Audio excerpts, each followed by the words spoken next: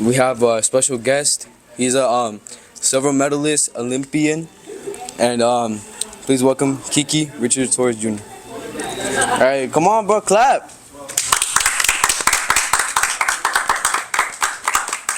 How you doing today, Kiki? I'm doing all right, thank you. That's good, that's good. So we're gonna ask you some questions about Palo Verde, and we have some questions right there about from some people from class and teachers and all. So yeah, let's get started with the first one. How was your time here at Palo Verde? Cool. Yeah. So I came to Palo Verde in 5th grade, and I graduated in 2013. I had an amazing time at Palo Verde. I played every sport I could. I was a salutatorian. And it was just an amazing time altogether. I mean, I really cherish the time I spent here, and I really do think that it helped me a lot in going to high school and in my boxing endeavors. That's cool, that's cool. Nah, you get that. What sports did you do at Palo Verde, and which one was your favorite? In Palo Verde, I did football, basketball, baseball, soccer, and track. So that was all those are all the sports, right? Or how many other ones are there? I mean, there's like. Well, like volleyball, but yeah, I did. When's cross country? Cross country. When is that? It already passed. Yeah. Like, what other sports are played with it? Like running. Oh, so like track type thing. Oh, that's cool. Yeah, they didn't have that when I was there, but so I did all the sports that were available. I'd say one of my favorite was football. I like football a lot. Also soccer. I was a goalkeeper in soccer. I got to play with like Mark Maduro and Menezes was a coach, and then Mr. Rywich. Did you guys know Mr. Rywich?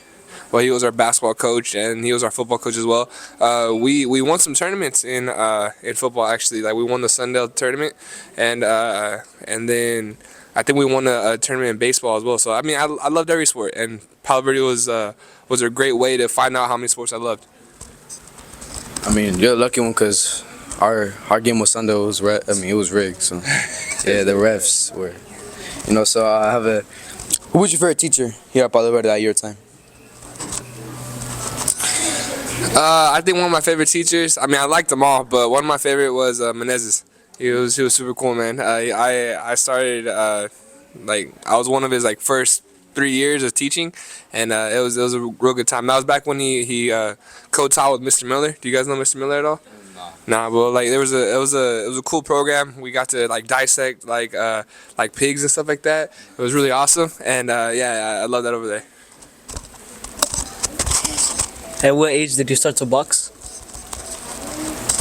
So my dad used to tell a story that when my mom was pregnant with me, he'd hold his hands up to her stomach and try to give me a punch through the womb. And so the joke was I was boxing since the womb. But the first time I got in the ring, I was sparred. I was 4 years old. First time I ever went and fought, I was 8. First time I ever won a national tournament, I was 10. First time I ever went overseas and fought fought in a different country, I was 15. And I haven't lost the United States in the past, I think, 9.5 years. So. Wow, that's crazy. Wow. How did you manage boxing and school?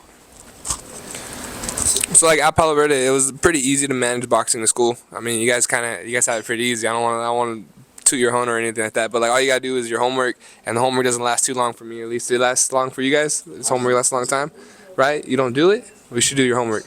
You do your homework? There you go. It's not that bad, right? So I would go to school, do my sport during school. I'd go do my homework, then go to boxing. But in high school, it's a little different. You get a lot more homework. You have after-school sports and stuff like that. What I would have to do is I would get up in the morning. I would run 3 miles. I would go to school. I would have my clubs in school. I'd have my AP classes, and then I'd go to my after-school sport. I'd run from my after-school sport to boxing. Then I'd go home. I'd study and rinse and repeat that, So they say you have to choose 2 of the 3 things. There's athletics, there's your social life, and your academics. I chose my athletics and academics. I didn't really have that much of a social life. Next question for you, bro. What do you see yourself doing in 5 years? So in 5 years, I see myself defending a world title, hopefully, and I see myself just kind of continuing the path. I also see myself, I hope to own some real estate by that time, get a house. But also there's this thing called house hacking that I want to get into, and it's kind of like renting out houses while you're living in one of the subdivisions. So hopefully I'll be able to do that. I have this one for me actually. Who you got, Usyk versus Fury?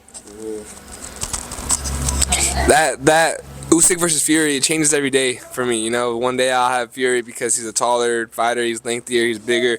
But then Usyk's faster, he has the movement, he has the angles. Right, it really is a toss-up. It's a flip of the coin, and whoever has the best day out there that day, I think will take it. Yeah. Another. You want to answer this one? I mean, you want to.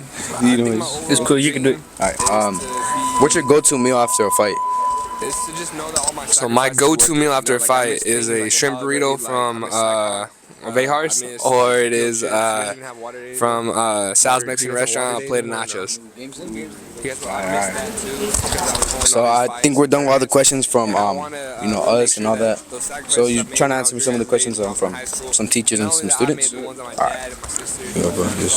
You do it because it's hard. You put them this. All right. So Julian Medina says, when you're at your lowest, how did you get yourself back up? That depends on the lift, you know. So I think that you need to have a foundation in order to be able to bring yourself up off of, you know. So I got knocked out in 2019, and everyone kind of said, Richard, you're done with boxing, don't do it anymore, you know, you're horrible, stuff like that. And I had my dad and I had my friends around me that were saying, no, you could do this, you know. And I asked them, well, they actually asked me what I wanted to do. I said boxing was what I love to do, and they said, well, put your all into it still. And that's what got me back to the Olympics, got me the silver medal, and turned undefeated pro right now. And so I'd say one of the best ways to get up off your feet is having a strong foundation to do so, and that's through your friends and your environment.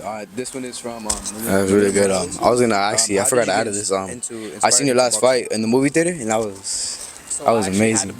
Yeah. The other guy was. What was the other guy's record? The other guy's record was like 24-1 or 24-4, I believe. Oh yeah. Yeah. Like, has anyone ever gone past like the second round with you? So there was one guy from Egypt that went past the second round. He got to the third round, and then I stopped him in the third round.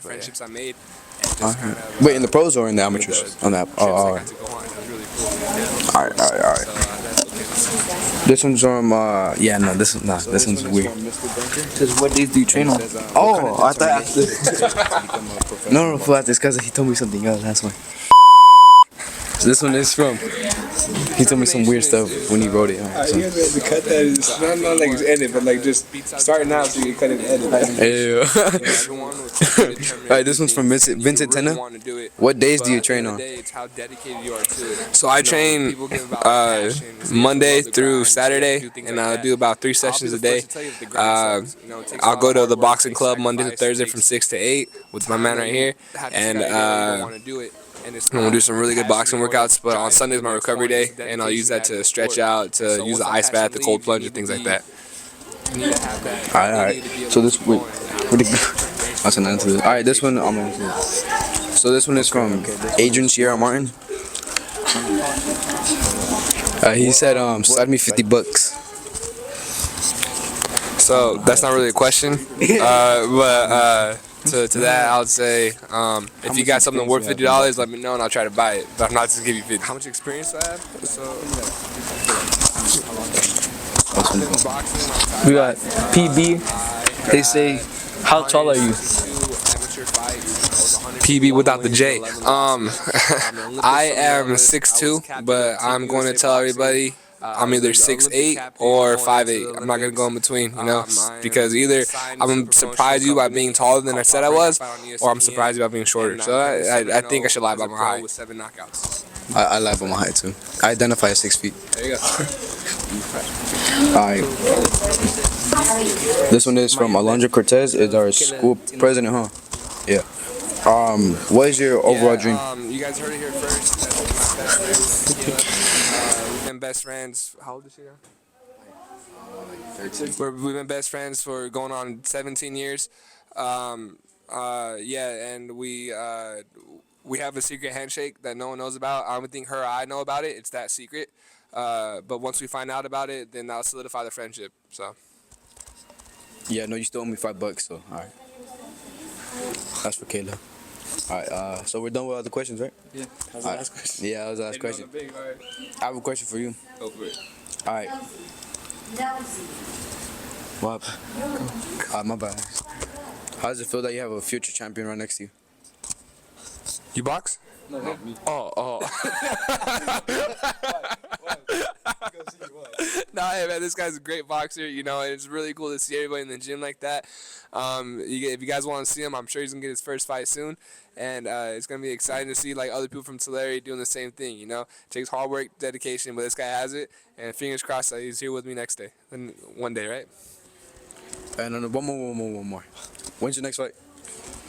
My next fight is in December. I'm not sure the exact date, but it's in December. I don't know if it's the exact country, but we will.